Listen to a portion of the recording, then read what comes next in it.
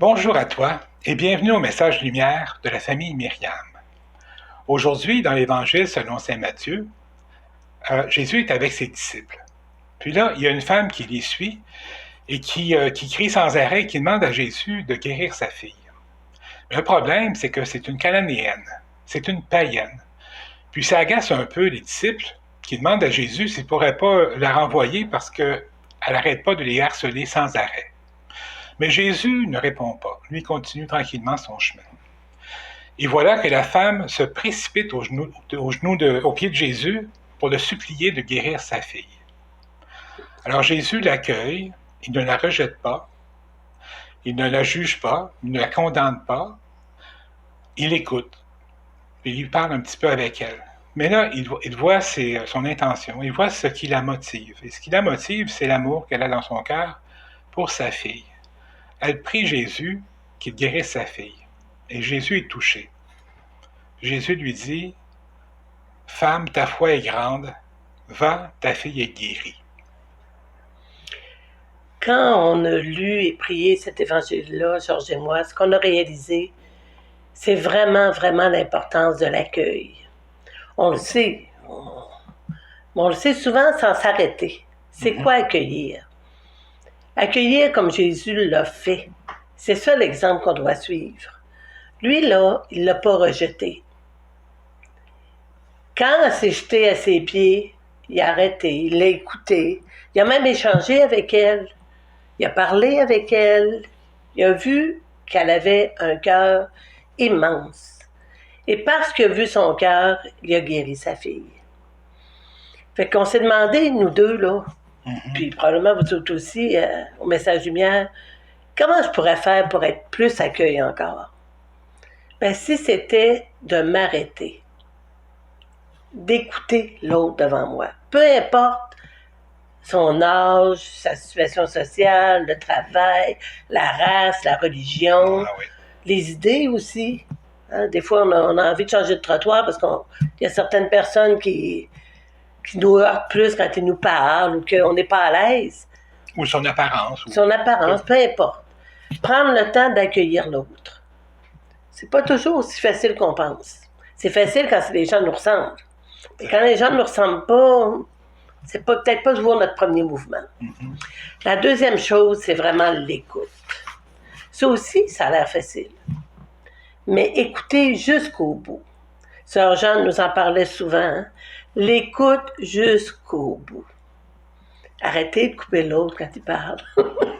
Quand on veut trop argumenter, ben on n'écoute pas l'autre, on pense à nos arguments. Tu sais, être libre en dedans de soi pour écouter l'autre jusqu'au bout. Jésus, il a écouté la Cananéenne. Il a pu parler avec elle, puis voir comment elle était, quel était son cœur. Ben nous aussi, il écoute jusqu'au bout. C'est pas facile d'écouter jusqu'au bout quand on est dans l'urgence, quand on est pressé. Ben ça fait toute une différence. Parce que la personne qui se sait écouter, ça peut être très guérissant. Je pense à nos ados, là, qui arrivent à la maison, puis moi, il n'y a personne qui m'aime. Ça a été quoi sa journée? Pourquoi il en est venu à dire ça?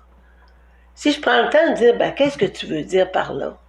Prendre le temps de l'écouter plutôt que de dire, ben voyons donc, tu sais bien, c'est une mauvaise journée, ça va passer, puis on passe à autre chose. Ça va être mieux demain. Ça va être mieux demain.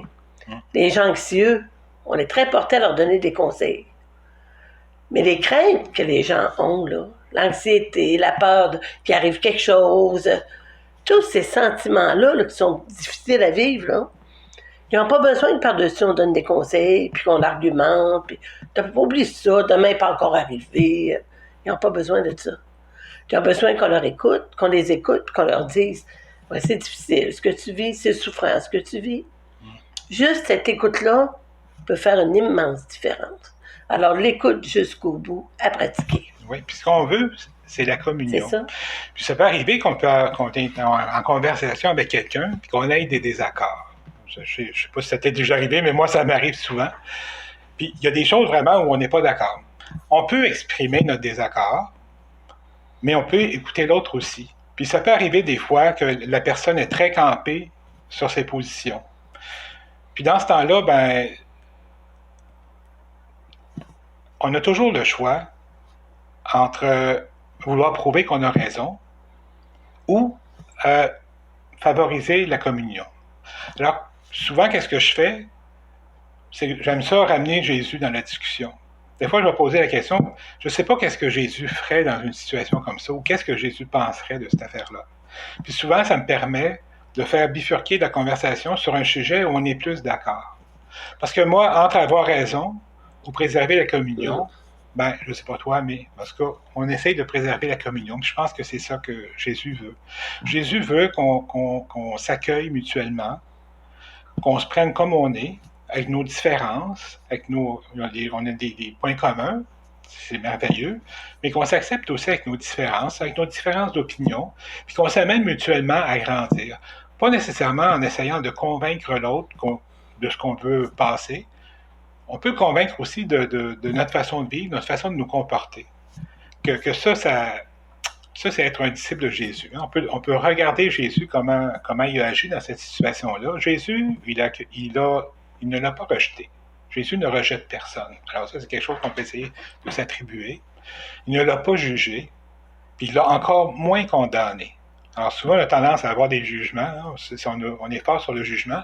Alors c'est quelque chose qu'on peut prendre modèle sur Jésus. Puis je pense que Jésus nous a tracé le chemin sur comment avoir des relations harmonieuses pour le mieux de l'amour, pour la communion et pour le mieux de l'amour.